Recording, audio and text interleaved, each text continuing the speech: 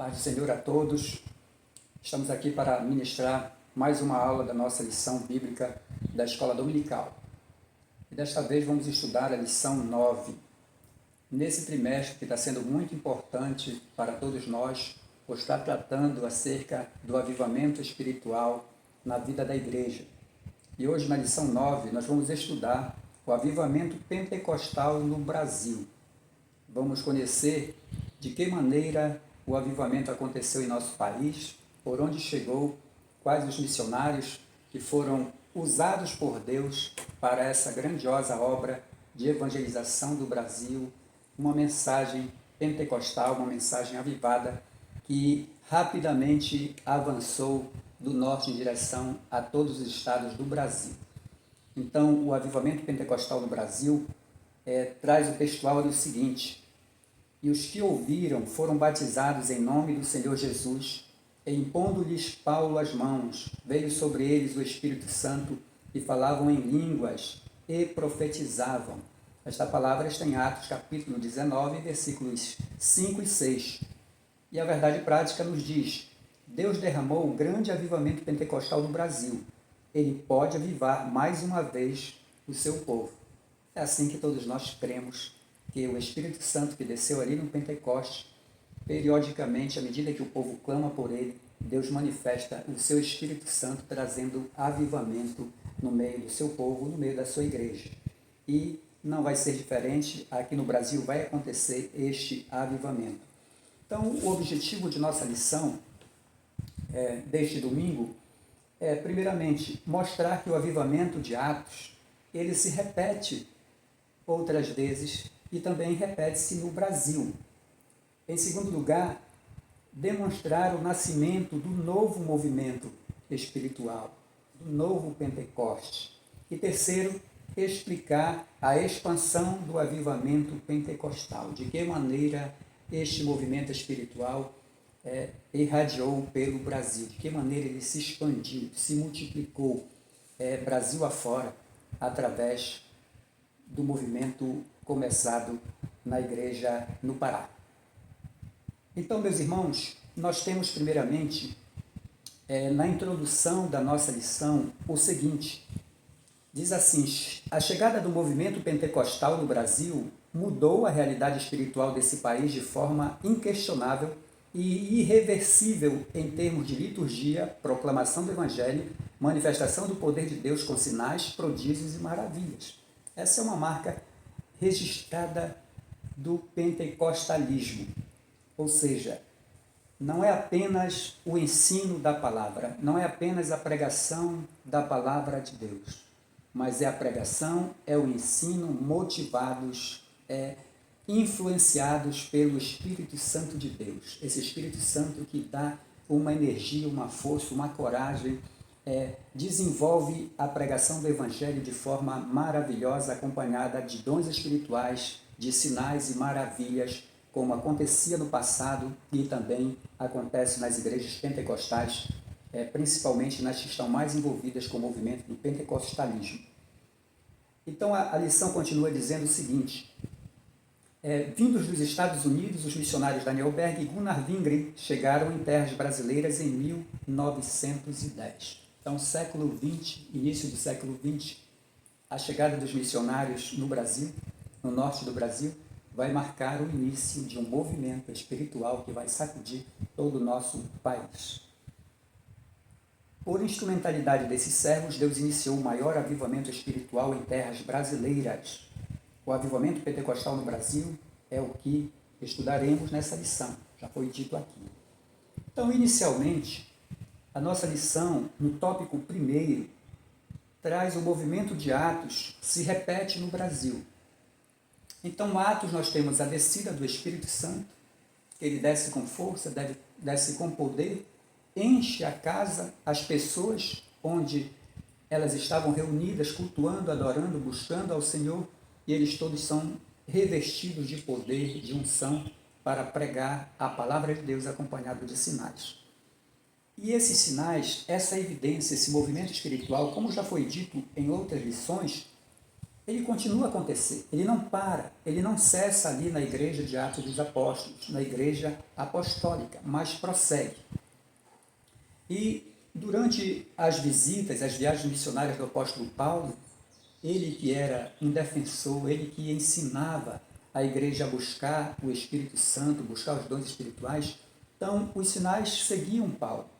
Então nós temos na nossa leitura bíblica em classe, é o texto de Atos 19, versículo 1 a 7. Paulo já iniciando a sua terceira viagem missionária, e isso, viu, meus irmãos, nós vamos já estudando, o primeiro tópico, o primeiro subtópico e o segundo. O primeiro diz Pentecoste entre os salvos. E o segundo subtópico diz a plenitude do Espírito Santo. Então, esses dois tópicos nós vamos estudar de uma só vez, tá? De um só comentário. Então, Paulo, no início da sua terceira viagem missionária, ele chega em Éfeso. E aí, diz o versículo 2 do capítulo 19, ele encontrou os irmãos lá, que já tinham sido salvos por Jesus. Eles já tinham aceitado Jesus, já tinham se arrependido de seus pecados e já tinham crido no Senhor Jesus, no sacrifício para a salvação de seus pecados. Assim como aquele grupo lá do início de Atos 2, que já eram discípulos do Senhor, já tinham aceitado, recebido a salvação através do arrependimento, do batismo em águas, e criam no Senhor Jesus, mas em Atos 2 chega o Espírito Santo de uma maneira sobrenatural para revesti-los de poder e de unção. Então Paulo encontra ali em Éfeso esses irmãos que já tinham aceitado Jesus, já tinham sido perdoados através do arrependimento e crido para a salvação. E aí Paulo lhes pergunta no versículo 2, recebeste vós já o Espírito Santo quando crestes? E eles responderam para Paulo da seguinte forma, nós nem ainda ouvimos que haja Espírito Santo. Ou seja, eles receberam a palavra de Deus, a aceitaram, creram no Senhor Jesus, se arrependeram de seus pecados, mas não ouviram falar sobre o Espírito Santo, sobre essa maravilha que é você ter o Espírito Santo e você receber a graça, receber a porção, receber o derramamento do Espírito Santo na sua vida. Então eles dizem, nós nem sequer sabemos que há Espírito Santo. E o apóstolo Paulo perguntou então, em que sois batizados então? E eles disseram, no batismo de João. Ou seja, eles se batizaram, o batismo do arrependimento, perdão dos pecados, e creram em Jesus para a salvação. Então Paulo explica para eles, que o batismo de João é para o arrependimento, porque João anunciou a vinda de Jesus Cristo para a salvação que vinha após ele. E o versículo 5 diz, e os que ouviram foram batizados em nome do Senhor Jesus. O 6 diz, e impondo-lhes Paulo as mãos, veio sobre eles o Espírito Santo e falavam em línguas e profetizavam. Então vejam que este grupo de irmãos, de discípulos, que não conheciam o Espírito Santo, mas no momento em que eles foram advertidos, foram ensinados sobre o Espírito Santo, eles creram e Paulo impôs-lhes as mãos e eles foram revestidos, eles foram cheios do Espírito Santo, foram batizados com o Espírito Santo e falaram outras línguas e também profetizaram. Ou seja, a manifestação do Espírito Santo veio já carregada da manifestação dos dons espirituais. O que é que isso significa? Significa que é possível ter pessoas que aceitam Jesus, se arrependem dos seus pecados, creem em Deus, em Cristo, no sacrifício para a salvação, mas que desconhecem o poder do Espírito Santo, que não receberam a manifestação do Espírito Santo, apesar de que quando a gente aceita Jesus, o Espírito de Deus entra na nossa vida, faz presente na nossa vida para nos acompanhar. Mas o batismo é o recebimento de uma porção gloriosa, uma porção maravilhosa, extraordinária do Espírito Santo, que enche de poder, de virtude, e essas virtudes dos sinais seguem esse que crê, esse que recebe o batismo do Espírito Santo. Então, Paulo encontra essas pessoas desta forma, ali em Éfeso, fala do Espírito Santo e eles são cheios do Espírito Santo. Então é isso que está no nosso primeiro tópico, Pentecoste entre os salvos, e depois no subtópico 2 é a plenitude do Espírito Santo, Ou seja, aqueles irmãos tinham a experiência da salvação, mas não tinham ainda recebido a experiência do batismo no Espírito Santo. E nós vamos ver, meus irmãos, que o que acontece no movimento espiritual no Brasil tem um pouco de semelhança com o que ocorreu aqui em Atos 19, de 1 a 7, através da ação do missionário Paulo, do apóstolo Paulo. Então, aqui no subtópico 3º, nós já iniciamos a nossa história do avivamento pentecostal no Brasil. No subtópico 3, o título é Chamados por Deus.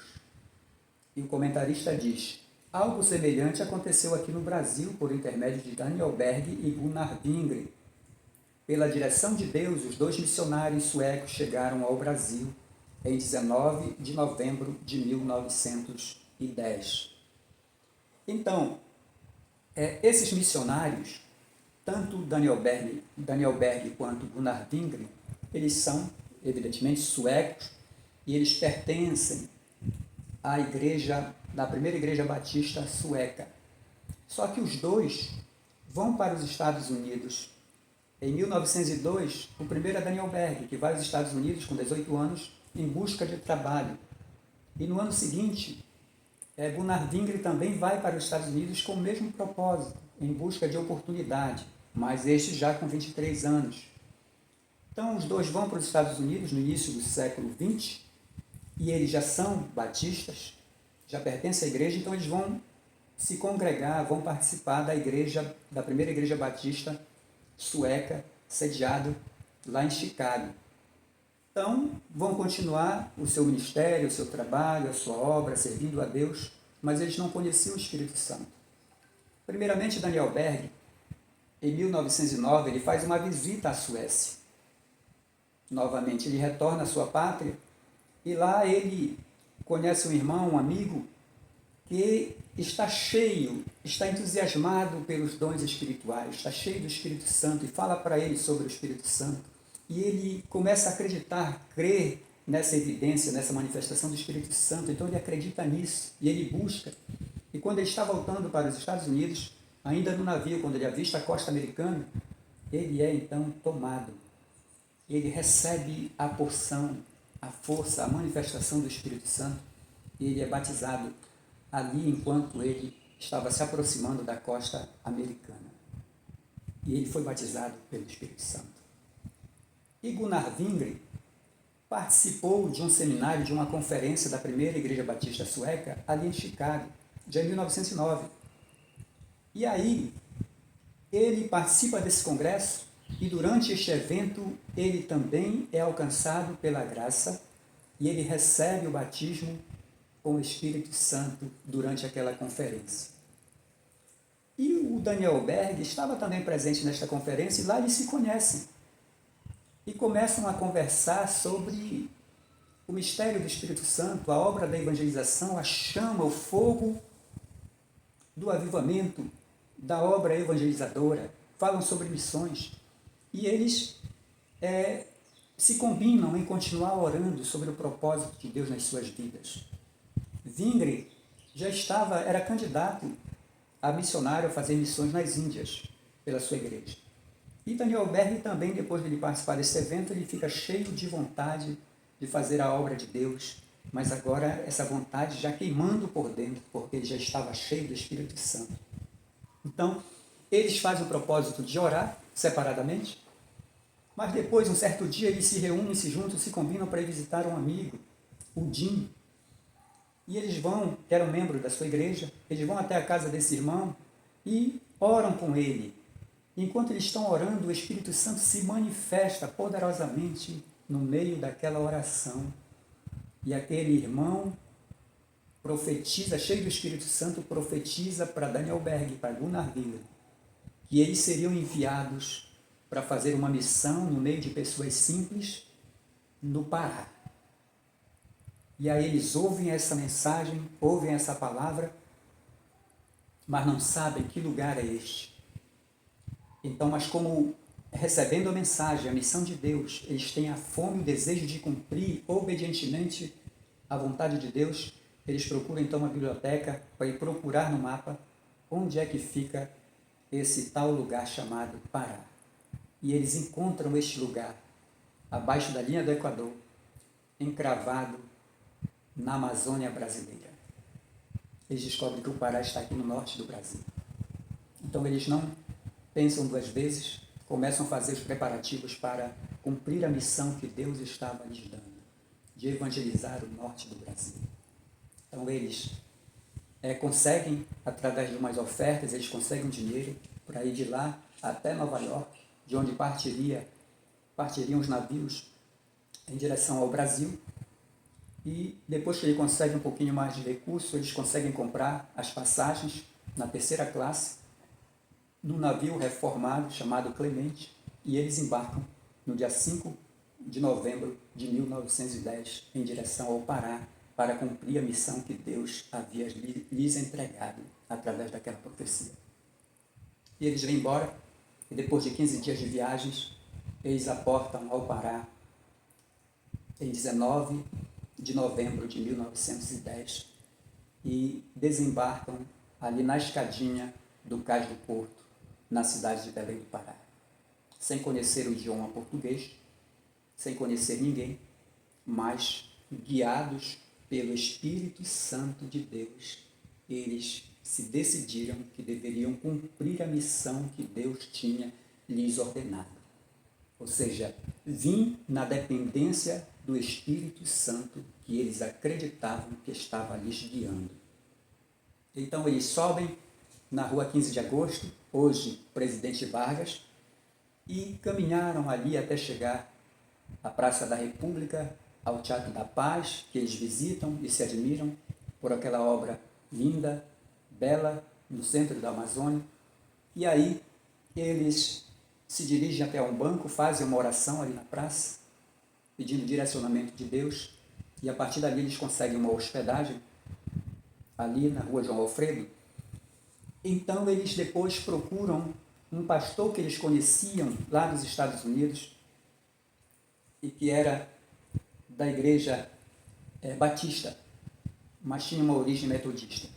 Então eles procuram esse pastor e se dirigem até ele, e esse pastor os leva até a primeira igreja batista no Pará, e o evangelista que estava atuando naquela igreja recebe eles com muita alegria e hospeda eles ali no porão da igreja.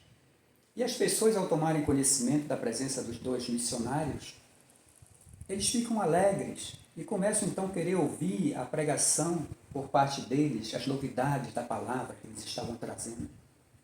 E a mensagem que eles traziam era a mensagem de avivamento espiritual. Era a mensagem do Espírito Santo. Era a mensagem do Pentecoste. O Espírito Santo ainda pode operar hoje e opera na vida daqueles que abrem o seu coração para o Espírito Santo. E essa mensagem chegou, as pessoas começaram a sentir revigoradas com aquela palavra, e muitos começaram a crer nessa doutrina, nessa palavra, nessa mensagem. Então nós já estamos entrando, meus irmãos, no segundo tópico, o nascimento de um novo avivamento. E aí essa mensagem do Espírito Santo, diz o nosso comentarista, ele diz: a pregação do avivamento pentecostal. A pregação dos missionários chamou a atenção das igrejas tradicionais, causando incômodo e preocupação. Eles não foram bem aceitos pelos pastores das igrejas históricas. No primeiro momento, sim, eles foram aceitos. Mas depois, à medida em que eles iam pregando, iam orando, e os membros daquela igreja, ao ouvir essa pregação, eles começavam a crer. E aí a coisa foi ficando complicada, porque as igrejas tradicionais, que estavam sediadas em Belém, não criam no batismo com o Espírito Santo. Não admitiam que a doutrina do Pentecoste, a manifestação espiritual ocorrida ali em Atos 2, ela pudesse ser perpassada pelo restante dos séculos e dos anos. Não. Para eles, o movimento pentecostal acabou ali com a igreja apostólica. Então não fazia sentido falar em batismo no Espírito Santo, em derramamento do poder, da unção, a manifestação dos dons espirituais nessa época. Então, eles não gostaram dessa atitude dos missionários, mas foram tolerando. Mas um certo dia, Uma das irmãs que creu nessa promessa, creu no Espírito Santo, mas ela adoeceu, a irmã Celina Martins Albuquerque, adoeceu e ficou em sua casa. E os missionários então foram visitá-la e foram orar por ela. Ela tinha uma enfermidade na sua boca e não sarava, não ficava boa já há muito tempo.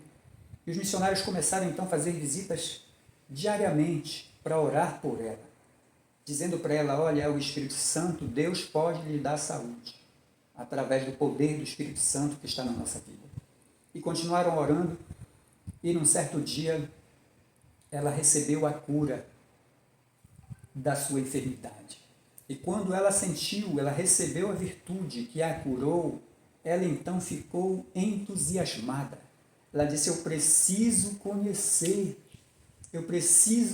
o Espírito Santo e receber esse Espírito Santo na minha vida. Então ela começou a buscar incessantemente o batismo no Espírito Santo, porque ela disse: isso que vocês creem, essa mensagem que vocês pregam, e que os dons do Espírito Santo podem ser aplicados ainda hoje, eu quero sentir isso. Então ela começou a buscar. E no dia 8 de junho de 1911, uma da madrugada, a irmã Celina Martins de Albuquerque recebeu o dom do Espírito Santo. Recebeu o batismo com o Espírito Santo na sua casa enquanto orava. Louvado seja Deus. E ela então se encheu do Espírito Santo, se alegrou muito. A sua companheira, outra irmã que estava com ela, se alegrou muito. E no outro dia, ela também foi batizada com o Espírito Santo. E a partir daí, então, o movimento começou a ferver. E a liderança da igreja local, evidentemente, que não ficou satisfeito com isso, porque eles se reuniam no porão da igreja, todos os dias, todas as noites, para orar, buscar a Deus, buscar o Espírito Santo, pedir por curas, por milagres. E aí, uma certa vez, eles estavam orando ali, quando o líder da igreja entra e pergunta para eles o que está acontecendo. Eles dizem que estão orando, pedem para que o líder participe com eles dessa oração, mas ele não quer e decide logo fazer uma reunião ali e pedir para que aqueles que acreditassem na doutrina do batismo com o Espírito Santo, na doutrina pentecostal, que se manifestassem, levantassem as suas mãos, porque ele precisava resolver aquela situação imediatamente, porque já estava intolerável. Então, juntamente com os 2 missionários, 9 pessoas levantaram as suas mãos. Na verdade, a ata da Igreja Batista, daquele dia, informam que foram 13 pessoas, além dos missionários, que levantaram as suas mãos, dizendo acreditar, admitir a doutrina do Espírito Santo.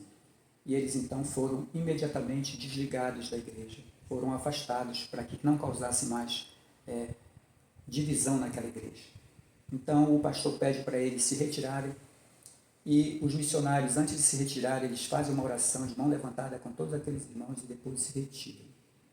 Não tendo mais um lugar para se reunir, a irmã Celina de Albuquerque, já batizada com o Espírito Santo, que foi curada lá na sua casa, ela diz assim: a minha casa está de portas abertas para receber vocês, para fazerem as suas orações, para fazerem os seus cultos, as suas pregações lá em casa. Então, eles saíram dali e começaram a se reunir lá na sala da casa da irmã Celina de Albuquerque, na rua Siqueira Mendes, número 67, ali na Cidade Velha, na cidade de Belém do Pará. E ali começou, naquela casa onde houve batismo com o Espírito Santo, onde houve cura da enfermidade que a irmã Celina tinha, ali foi o lugar que Deus encontrou mais propício para começar o movimento do avivamento pentecostal no Brasil.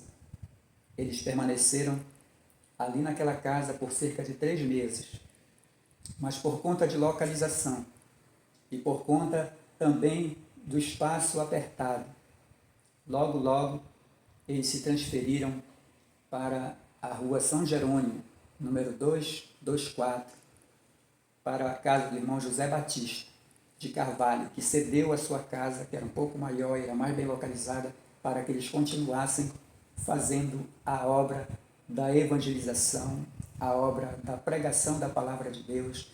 E também logo nesses primeiros 3 meses, no mês de agosto, meus irmãos, eles já instituíram a primeira escola bíblica dominical para estudar a doutrina da palavra de Deus, para ensinar a mensagem genuína do Evangelho.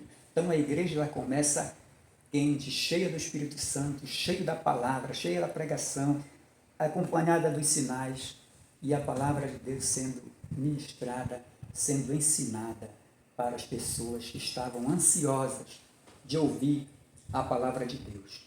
Então assim começa essa história do avivamento, né, do Pentecoste em terras brasileiras. E aquela igreja, ela permanece ali na rua São Jerônimo, 224, até 2014, quando os irmãos se mudam a congregação para o templo da 9 de janeiro, da travessa 9 de janeiro, antigo número 75. Lá um espaço mais adequado, maior, melhor, eles passam então já ter um templo para cultuar ao Senhor nosso Deus. E eles vão permanecer neste templo até 1926, quando o missionário Samuel Nistrom transfere a sede da igreja para a travessa 14 de março, esquina com a rua José Malché, ali no centro ali de Nazaré. Então, esse movimento de crescimento, ele vai acontecer de forma maravilhosa. Ainda, logo depois que eles saem ali daquela reunião, no porão da Igreja Batista, e que eles vão se reunir na casa da irmã Celina de Albuquerque, eles logo, no dia 18 de junho, eles organizam a igreja. E ela é chamada de Missão Evangélica da Fé Apostólica. O mesmo nome utilizado por Seymour, lá nos Estados Unidos, em Los Angeles, na Rua Azusa, aquele movimento da missão da fé apostólica, eles utilizam inicialmente este nome, mesmo que não tenha nenhuma ligação com a igreja de Seymour, mas é o nome que representava o movimento que eles estavam pregando. Ou seja, por que Missão Evangélica da Fé Apostólica? Porque eles acreditavam piamente de que a mensagem apostólica da doutrina da palavra de Deus, da pregação do Evangelho, da manifestação do Espírito Santo, era o que eles estavam pregando. E se perdeu no decorrer da história em muitos lugares, mas eles acreditavam que era a mesma missão, a mesma fé apostólica que eles estavam defendendo. Ou seja, Jesus cura, salva e batiza com o Espírito Santo. Então criam nisso, por isso, Missão Evangélica da Fé Apostólica. E assim, eles vão continuar fazendo a obra de Deus, e é só em 1º de janeiro de 2018 que eles vão mudar o nome da igreja, e ela vai passar a se chamar, vai ser registrado, e vai passar a se chamar Assembleia de Deus. Assembleia de Deus. Então, mas ela surge com esse nome, Missão da Fé Apostólica, e fica alguns anos de maneira informal com este nome, quando eles vão registrar o primeiro estatuto, ela já é registrada como Assembleia de Deus. E a partir daí, a igreja cresce, a igreja avança. E o que é que faz com que a igreja avance? É exatamente esse desprendimento, essa dependência do Espírito Santo. Tanto os líderes, os missionários, quanto a igreja local, acreditando no mover do Espírito Santo, na pregação falada na unção do Espírito, os sinais seguindo a pregação da palavra de Deus. Então a igreja ela vai ser avivada, ela vai crescer, ela vai se expandir. E isso vai causar um grande rebuliço em Belém e no estado do Pará. Então, a nossa lição, ela traz no segundo tópico, o primeiro subtópico, a pregação do avivamento pentecostal, foi isso que nós falamos. Depois, no 2, crescimento e perseguição. A igreja ela vai ser perseguida, porque as entidades religiosas da época, e que tinham uma ligação muito forte com o Estado, não queriam de forma alguma que aquele movimento pudesse tirar fiéis do seu meio, pudesse influenciar as pessoas, então eles não queriam que ele prevalecesse. E por isso, utilizaram de todas as formas para tentar barrar o crescimento daquele movimento, o crescimento daquela mensagem. E muitos irmãos foram perseguidos naquela época, inclusive os missionários. Então, por todos os lados, eles perseguiam os missionários. Onde eles chegavam para pregar o Evangelho, eles sempre eram recebidos inicialmente com resistência. Mas à medida em que pregavam a palavra de Deus, na autoridade, na unção do Espírito Santo, os corações iam sendo dilacerados, iam sendo compungidos, e o Espírito Santo ia agindo, e as pessoas iam abrindo o seu coração para o Evangelho. E a salvação ia chegando, e a manifestação dos dons espirituais iam chegando, as curas iam chegando, e a libertação das pessoas ia acontecendo. Então a igreja cresce, ela é perseguida. A nossa lição cita aqui alguns exemplos de perseguição. No subtópico 2, crescimento e perseguição. Ela diz, por exemplo, nos primeiros batismos no Pará, alguns inimigos da obra tentaram impedir o ato batismal. Há registro de que um deles até sacou um punhal para investir contra o missionário Gunnar Vingre. Foi a irmã Celina quem impediu o crime jogando-se à frente do meliante. Outros registros mostram que em Mosqueiro, no interior do estado, Mosqueiro é uma vila, aliás é uma ilha, aqui aos arredores de Belém. Então em Mosqueiro, no interior do estado, uma casa de pregação foi cercada e apedrejada. Os crentes tiveram de sair para se proteger. Histórias como essas são abundantes no desdobramento do movimento pentecostal no Brasil. Entretanto, o Senhor deu muitos livramentos ao seu povo. Há registro, meus irmãos, que Daniel Berg, em Quatipuru, no Pará, juntamente com toda a congregação, estavam fazendo uma vigília. E aí a polícia entrou na igreja e levou todos, missionários, juntamente com a congregação, para a delegacia. Passaram a noite ali. E ao saírem no outro dia, na verdade, com fome, fracos, enquanto o sol se levantava, eles tiveram que capinar a área do cemitério da cidade, como punição, para dar exemplo, para que as pessoas não se envolvessem, não se relacionassem com este pessoal, com os crentes, com o pessoal desse caminho. Mas pensem que, não obstante, existem muitos fatos relatados sobre a perseguição que os missionários enfrentaram. Mas a semelhança do que acontece no livro de Atos dos Apóstolos, a igreja revestida de poder, cheia do Espírito Santo, que eles não temiam ninguém, eles só queriam saber de cumprir a missão de pregação do Evangelho, mesmo que tivessem que dar a sua vida por amor a Cristo, por amor ao Evangelho, eles não se importavam. Da mesma forma, estes primeiros irmãos que se converteram, ao receber o Espírito Santo, eles não tinham mais amor à sua vida. Eles tinham amor a Cristo, amor ao Evangelho, e estavam dispostos a pregar o Evangelho, mesmo que tivessem de pagar com a sua vida, mesmo que tivessem que ser presos, e muitos deles foram presos. Mas eles persistiram na pregação do Evangelho de Jesus Cristo. E muitas curas, no nosso terceiro subtópico, do tópico 2, nós temos curas divinas. Ele diz, um comentarista, se houve perseguições e dificuldades no início da obra, também houve intervenções gloriosas de Deus na vida do seu povo. Isto é, vem perseguição, mas o Espírito Santo, o poder de Deus, estava sobre os cristãos, estava sobre os crentes, lhes capacitando para pregar a mensagem da salvação. E os sinais os seguiam.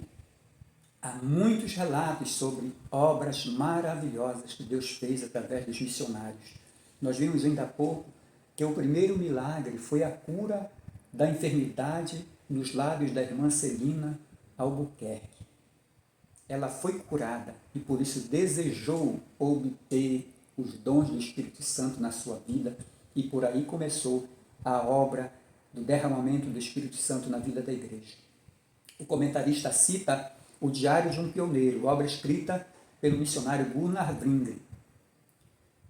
Alguns relatos ele coloca aqui. Ele diz que uma irmã foi curada de uma enfermidade incurável no lábio, exatamente a irmã Celina Albuquerque.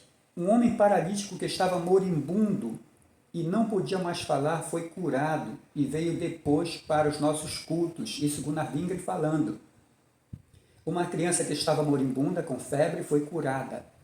Um homem de idade que sofrera com hérnia por 9 anos foi curado. Um outro homem que havia estado enfermo muitos meses com febre e tinha todo o seu corpo inchado foi tanto curado quanto batizado com o Espírito Santo. Ele também recebeu o dom da profecia. E diz mais, um homem que viu seu filho morrer, tomou-o imediatamente nos braços e começou a invocar o nome do Senhor. Resultado, imediatamente a criança voltou à vida. E a esposa, quando viu o que aconteceu, se entregou ao Senhor. Então, são alguns exemplos de relatos de que os sinais de Marcos 16, 18, e esses sinais seguirão aos que creem. Em meu nome expulsarão os demônios, falarão novas línguas, pegarão na serpente, e se alguma coisa mortífera comerem, não lhes fará dano algum. E porão as mãos sobre os enfermos, e eles ficarão curados. Esses mesmos sinais seguiram e continuam seguindo a igreja que acredita no avivamento espiritual, que acredita na manifestação do Espírito Santo, com batismo e com dons espirituais. Eles continuam seguindo hoje. Basta que creiamos em Deus, que creiamos que essa manifestação do Espírito Santo é para nós hoje. Então, muitos sinais seguiram aos missionários e aos irmãos que foram os primeiros a crer nessa palavra, nessa mensagem. O nosso terceiro tópico da lição diz a expansão do avivamento pentecostal. Primeiro subtópico, um modelo centrífugo.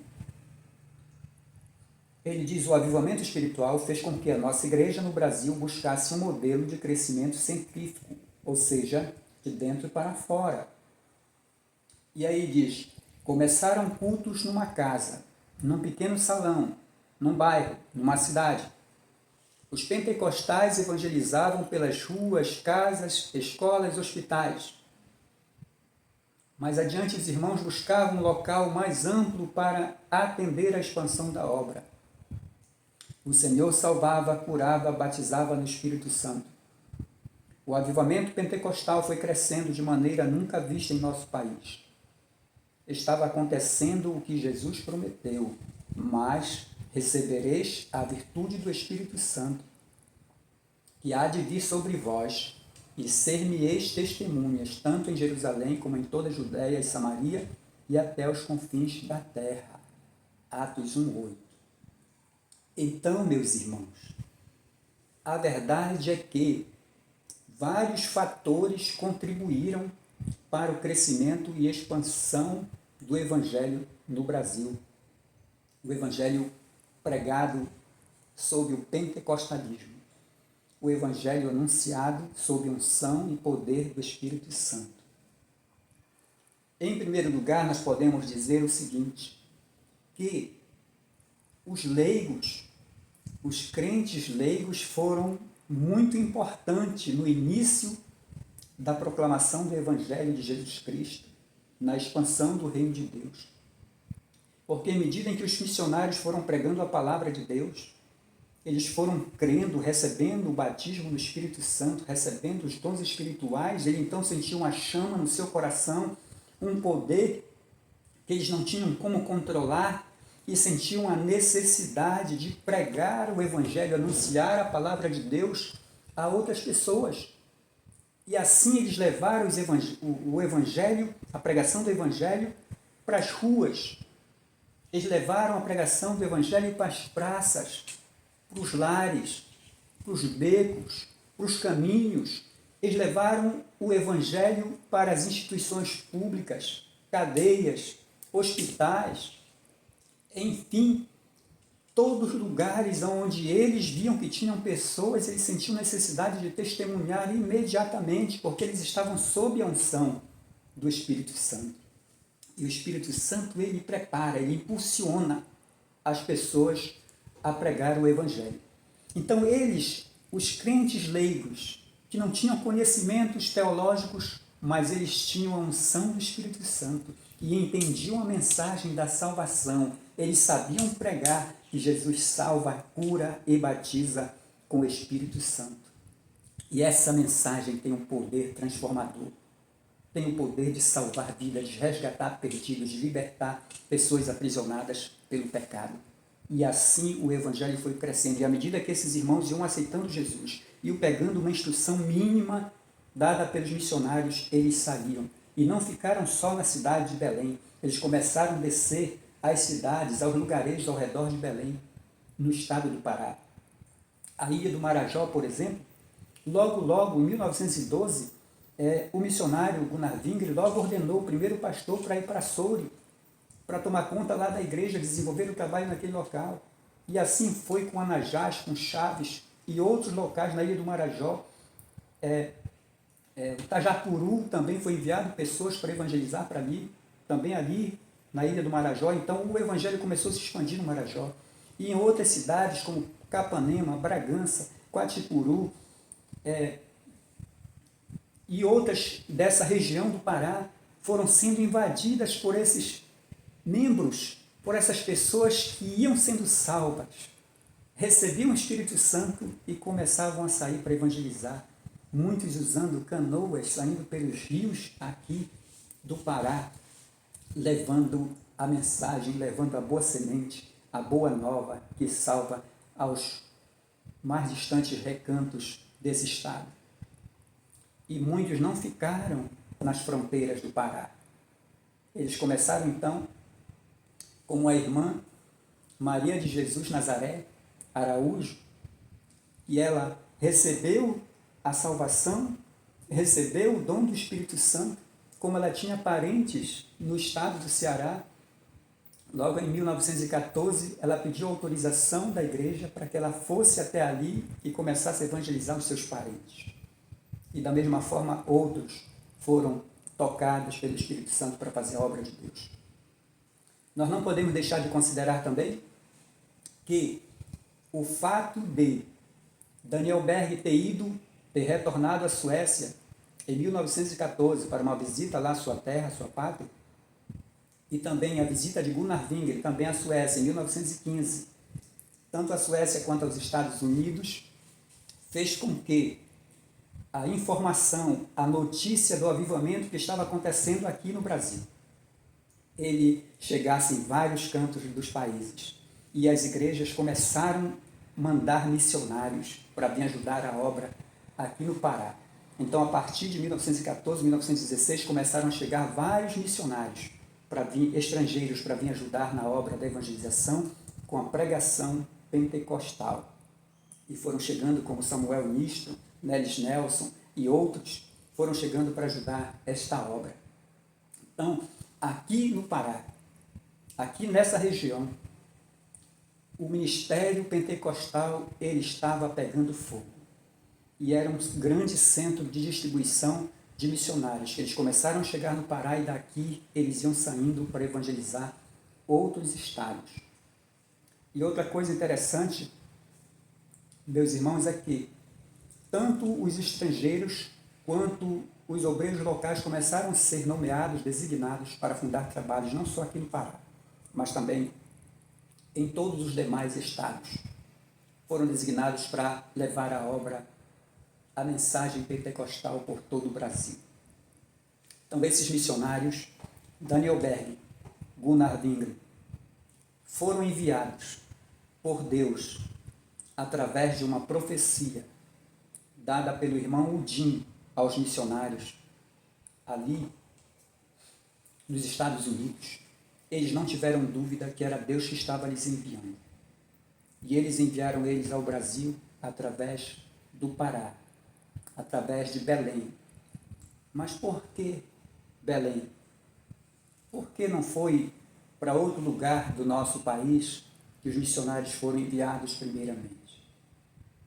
A gente pode dizer para vocês o seguinte, que na época 1910 estava um movimento econômico muito grande no Pará e na Amazônia, através do ciclo da borracha. Então, grandes empreendimentos estavam acontecendo em Belém e na região.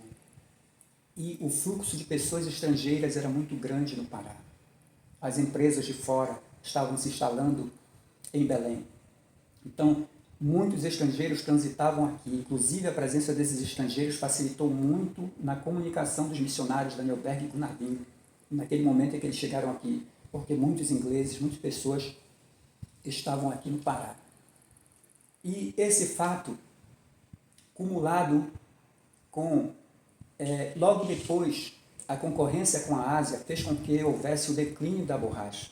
Então, tanta gente de fora quanto de outros estados que estavam aqui na Amazônia, com o declínio a partir de 1913, muitas pessoas tiveram que voltar para as suas terras.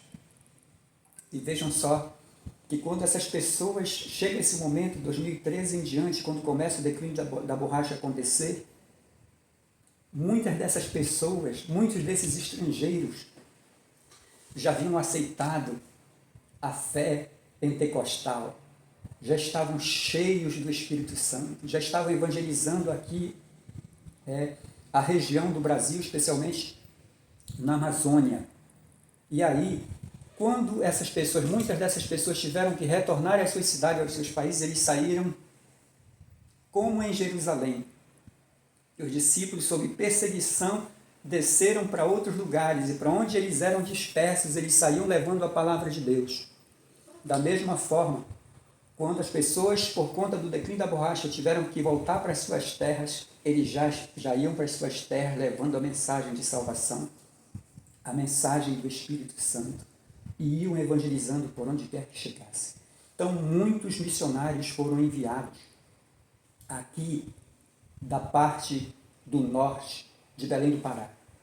E aí eles começaram a ser distribuídos. Então, vinham cartas de todos os lugares do Brasil pedindo para se enviar missionários, porque eles estavam querendo ouvir a mensagem do Pentecostes. E à medida que os crentes iam sendo preparados, eles iam sendo enviados para todas as partes do país. E assim o Evangelho de Jesus Cristo, a mensagem da salvação, a boa nova de salvação, foi chegando a todos os cantos do país.